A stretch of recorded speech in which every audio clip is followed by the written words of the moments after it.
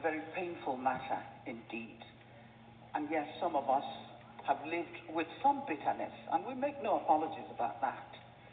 We were a people in war, led into war not by our own wishes or design, but in self-defense. No apologies, Nigeria. No apologies to the world. But here we are. I'm sorry, I'm going to stand up, if you don't mind.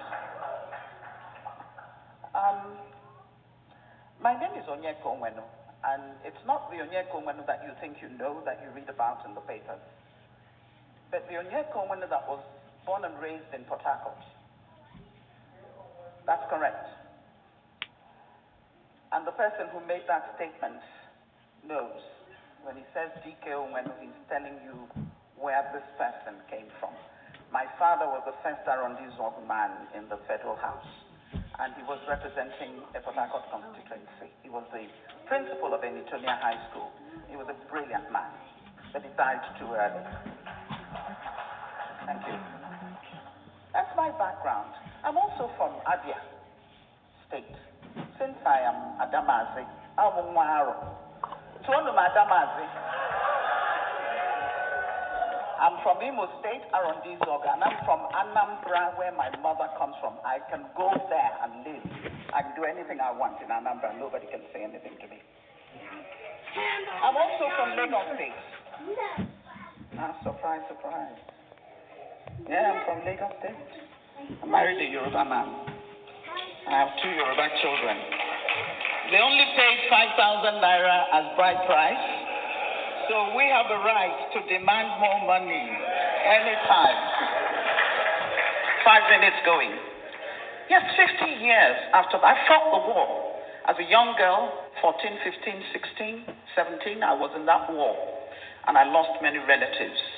I worked in hospitals. I carried babies who died in my arms. I treated old people who took days to die. People were dying out of hunger. Even our soldiers were dying out of hunger at a particular point.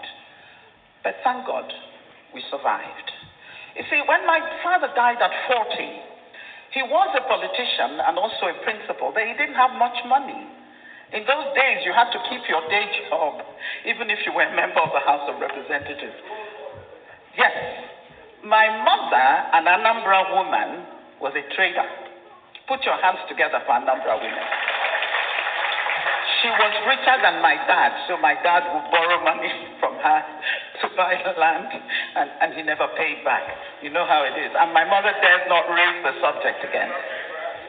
At the end of the war, I could not go back to Port Harcourt.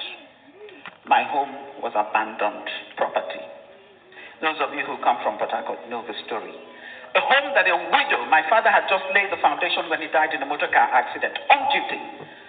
A building that a widow, and living just adjacent to us, the Ikopus on Hospital Road, we could see you, we could relate. In fact, I thought we were related, because every family in Port Harcourt was together. You didn't care where they came from or who they were. Once you're from Port Harcourt, every parent had the right to reprimand another child that you saw misbehaving. It was a beautiful town, but we couldn't get back to it.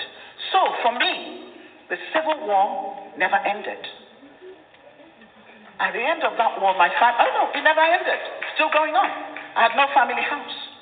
My poor mother went back to claim the property she was beating into a coma by people whom she had helped all her life and sent to school because she's an Igbo woman, and now Port Harcourt belonged to another group of people. They forgot the sacrifices that the Igbos made. It's still going on. No apology has ever been made about that.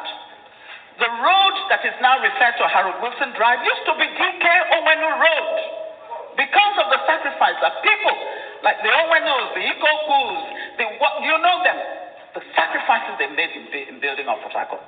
Here I am. So I traveled outside thanks to my sister who was at Harvard at the time, who organized for the rest of us to come and go to school. But we all came back to do what? To develop Nigeria. I have tried, with the little talent that God has given me, to use it for the betterment of my society and my country. But can I tell you something? That if I were a Yoruba or Hausa woman, I would probably have had more patronage, I would have had more help and more support than I have got by my self-help effort to raise this country up. But I'm not asking anybody for anything. I put myself through school. My widowed mother did her best, but I was working 2 jobs in America to put myself through school. I didn't want to take Nigerian scholarship because they were giving it to everybody, those who deserved it and those who didn't. And many of them were not even in school. I put myself through school. Wellesley College and the New School for Social Research. I have no apologies to make to anybody. I am angry. I am angry at Nigeria. I'm angry at this government which seems to be letting us down. I am angry at us as a people. I am angry at my people in IGBO. Because if they have refused you, why are you refusing yourself? Stop complaining and do it for yourself. We've always been able to do that.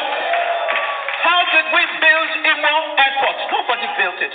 We spent how many years raising money? I know it was my equipment that was traveling all over the country for concerts. I get free concerts to build IMO Airport. That's who we have been. And I remember in those days, Imo State Union, Purana, Zesiobi, Onyeka Onwenu, Oputa, Ikoku, you name them, Abakorana, that's it. No dispute. Everybody follows the line and gets done what needs to be done. Let me tell you about IGBO. IGBO are wonderful people. Let me tell you about IGBO. IGBO are resilient. Let me tell you about IGBO. IGBO are people with integrity, with conscience, with a feeling of humanity that they can reach out wherever they are and contribute something to that society and not care that they're not even from there. That's who we are. Do not categorize us as people who are uncouth. We don't know, we don't have unity amongst ourselves. You're kidding yourself. We love ourselves. But we also love our neighbors. You see, to love your neighbor, you have got to love yourself. That's what the good book says. Love your neighbor as yourself. So how are you going to love your neighbor if you don't know anything about self-love? I am a proud Igbo woman. And yes, if there's anything you know about me as I walk into a place, know that there's nothing you can do to me in this country to bow my head. I will not do it.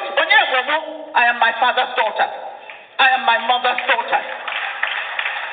As an Igbo person, I stand before you committed to the project called Nigeria. But at the same time, you talk about never again.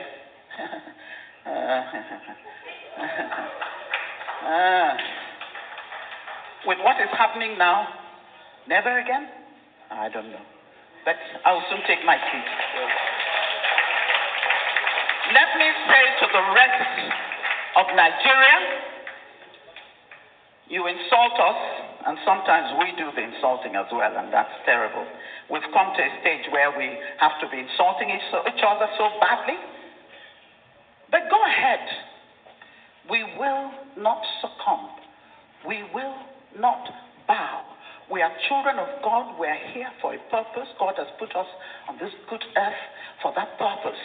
You cannot drive us to the sea. You cannot tell us to shut up and take the pain that you are inflicting on us, abuse us on top of it. Listen, if you don't want us, then let us go. Thank you.